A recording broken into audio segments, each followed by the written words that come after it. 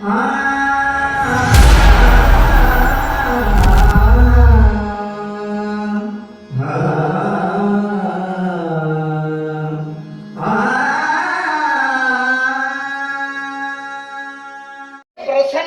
ವತನ, ಮನಸ್ಸಿನಲ್ಲಿ ಮಾತ್ರ ರಾವಣ ಅಲ್ವಾ?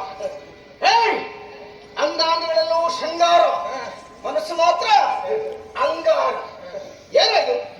ನಿನ್ನ ಬಾಯಲ್ಲಿ ಶೃಂಗಾರ ಉಂಟು, ನನ್ನ ಮೈಯಲ್ಲಿ ಶೃಂಗಾರ ಉಂಟು. ಹೌದು, ಈಗ ಮೈಯಲ್ಲಿ ಶೃಂಗಾರ ಇದ್ದದ್ದು ಹೆಚ್ಚಾಗಿಯೇ ಇಂಥದ್ದೆಲ್ಲ ಮಾಡುವುದಕ್ಕೆ ಮುಂದಾಗ್ತದೆ. ಓದಿದ್ದು ಹೆಚ್ಚಾಯ್ತು ಗುರು ಮಾಡ್ತೇವೆ.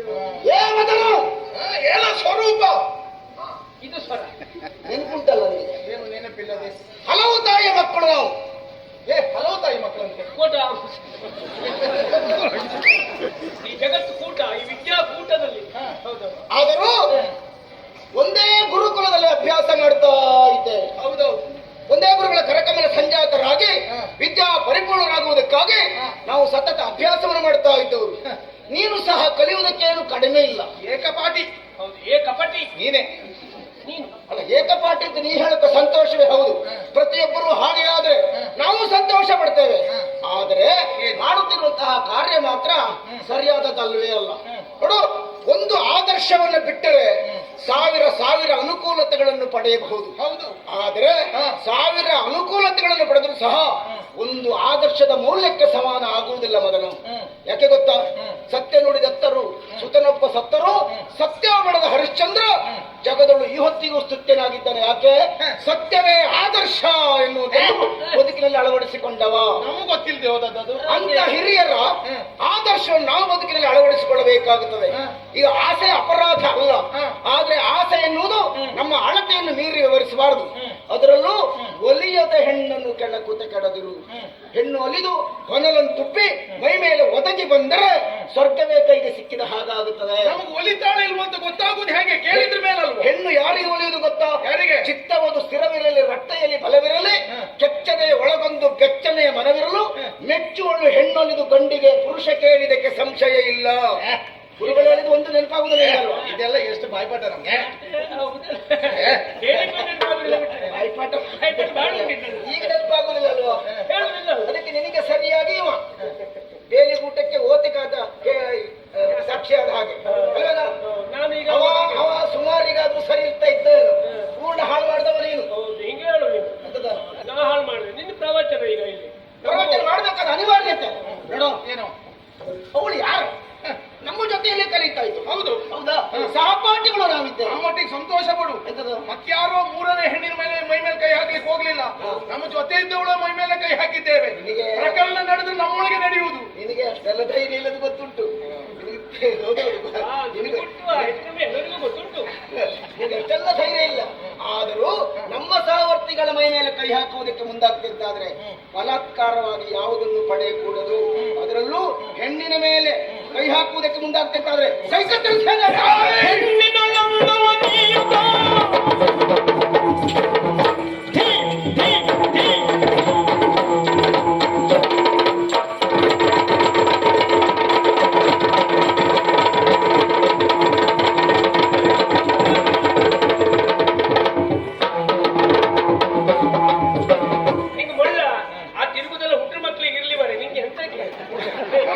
ನೆನಪಾಗ್ಲಿಲ್ವೋ?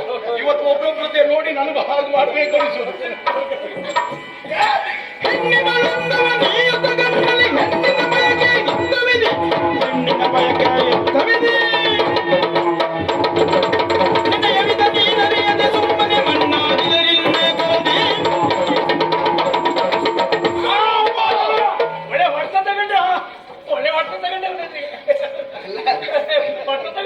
ಹೀಗೆ ಹೊಡೆತ ತಕೊಂಡ್ರೆ ಖಂಡಿತ ಹೊಡೆತ ಬೀಳ್ತದೆ. ಈಗ ಈ ತಗೊಳ್ಳೋ ಮೊದಲೇ ಹೊಡೆತ ತಗೊಂಡು ಹೇಳ್ತಿಯಲ್ಲ ಮಾರಾಯ.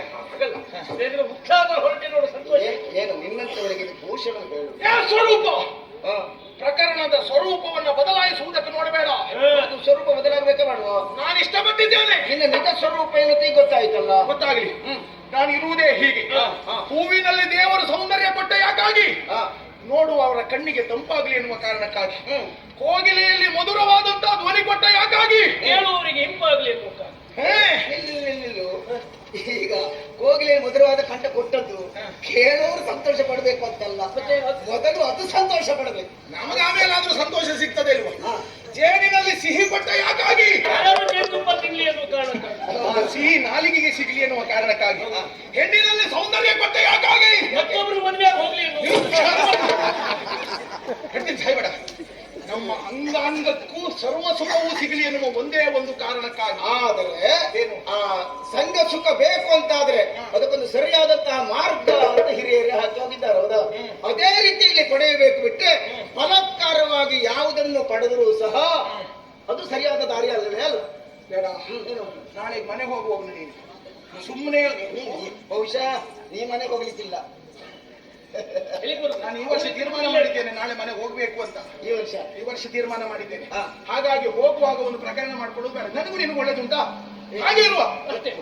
ಅವ್ರ ಸುದ್ದಿ ನಿಮಗೆ ಯಾಕೆ? ಅಲ್ಲ, ಪೂರ್ಣ ಒಳ್ಳೇದಿಲ್ಲ, ಅದ್ರ ಗೊತ್ತುಂಟು. ಪೂರ್ಣ ಒಳ್ಳೇದಿಲ್ಲ. ಇಬ್ಬರಿಗೂ ಒಳಗಿನಗಳು ಸ್ವಲ್ಪ ನಂಜುಂಟು, ಅದು ನನಗೂ ಗೊತ್ತು ನಿನಗೂ ಗೊತ್ತು. ಅದು ಕಾಣುವವ್ರ ಕಣ್ಣಿಗೆ ನಾವು ಒಳ್ಳೇದಿದ್ದೇವಾ? ಹಾಗಾಗಿ ಹೇಳು, ನಾನು ನೀನು ಹೀಗೆ ಇರುವ ಬೇಡ. ನನಗೆ ಅವಳು ಬೇಕಾದದ್ದಷ್ಟೇ. ಬಿಡ, ಹೋಗು. ನೋಡು, ದಾರಿಯಲ್ಲಿ ನಡೆಯುವಾಗ ಕಲ್ಲು ಕಂಡಾಗ ಅದನ್ನು ದಾಟಿ ಹೋದ್ರೆ ಅವನು ಬುದ್ಧಿವಂತನಾಗುತ್ತಾನೆ. ಹೌದು. ಅದೇ ಆ ಕಲ್ಲಿಗೆ ಮತ್ತೊಬ್ಬರು ಎಡವಿ ಬೀಳಬಾರದು ಎಂಬ ಕಾರಣಕ್ಕಾಗಿ ಕಲ್ಲನ್ನು ಬದಿಗೆ ಸರಿಸಿ ಒಬ್ಬ ನಡೀತಾನಂತಾದ್ರೆ ಅವನು ಹೃದಯವಂತನಾಗುತ್ತಾನೆ. ನಾವು ಕಂಡದ್ದು ಅಮೃತ ಶಿಲೆಯನ್ನು. ನಾನು ಹೃದಯವಂತನಾಗಿ ಅವಳ ಮಾನ ರಕ್ಷಣೆ ಮಾಡಬೇಕಾಗುತ್ತೆ. ಆ ಅಮೃತ ಶಿಲೆಯನ್ನ ತಂದು ಕೆತ್ತಿ ಒಂದು ಮೂರ್ತಿ ಮಾಡದೆ ಹೋದ್ರೆ ನಾನು ಸುಂದರ.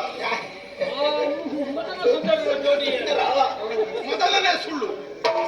ನೀ ಕಲ್ ಕೀಳು ಆಗ್ತೇ. ಅದಲ್ಲ ಮದನ, ರಾಮಾಯಣ ಗೊತ್ತುಂಟು ನಿನಗೆ?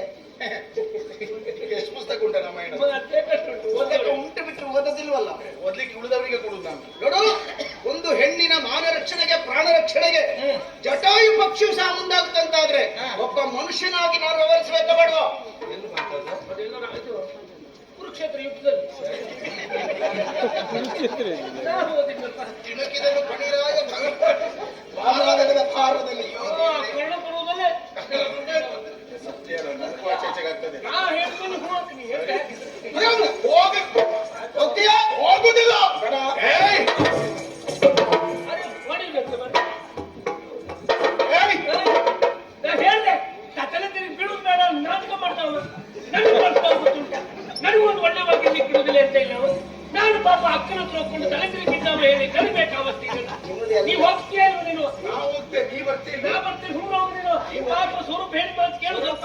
ನಿಮ್ದೆಲ್ಲ ಒಂದು ರೀತಿ ಒಂಟಿ ಮೇಳ ಕುಂಟು ಕುಣಿದದ ಕುಂಟಲ್ಲ. ನೀವು ಹೇಳಿದ್ರೆ ಕೇಳಬೇಕು ಸಾಮಾನ್ಯ ಕಲ್ಪನೆ ಇಲ್ಲ ನಿನಗೆ. ನೀವೆಲ್ಲ ಒಂದೇ. ಹೌದಾ? ರಾಮಾಯಣ ಗೊತ್ತಿಲ್ಲ ಅವ್ನು ಮತ್ತೆ ಮಾತಾಡ್ತಾವ. ರಾಮಾಯಣ ಗೊತ್ತುಂಟು ಅವ್ನು ಮಾತಾಡ್ತಾವ. ಅವನಿಗೆ ಗೊತ್ತದ ಕಾಮಾಯಣ ಮಾತ್ರ ಅಷ್ಟೇ. ಅಲ್ವಾ? ಮಹಾಭಾರತ ಗೊತ್ತುಂಟು ನಿನಗೆ? ರಾಮಾಯಣ ಇರ್ದವ ಸಾಯ್ಬೇಕ ಬೇಡವಾ? ರಾಮಾಯಣದ ಮಹಾನಾಯಕ ಯಾರಪ್ಪ? ಗೊತ್ತಿದ್ದೇನು ಅಂತ ದುಶ್ಯಾಸನ ಯಾರು? ಅವ ಗರುಡನ್ನು ಹೇಳ್ಕೊಂಡು ಬಂದ ನಾನು ನೋಡ್ಲಿಲ್ಲ ದುಶ್ಯಾಸನ. ಈ ಕಥೆಯಲ್ಲೇ ನಾನು ಹೋಗುವ ನನ್ನ ಪಾಲಿ ನೀನೇ ತಿಳ್ಕೊಂಡು ಬಾ.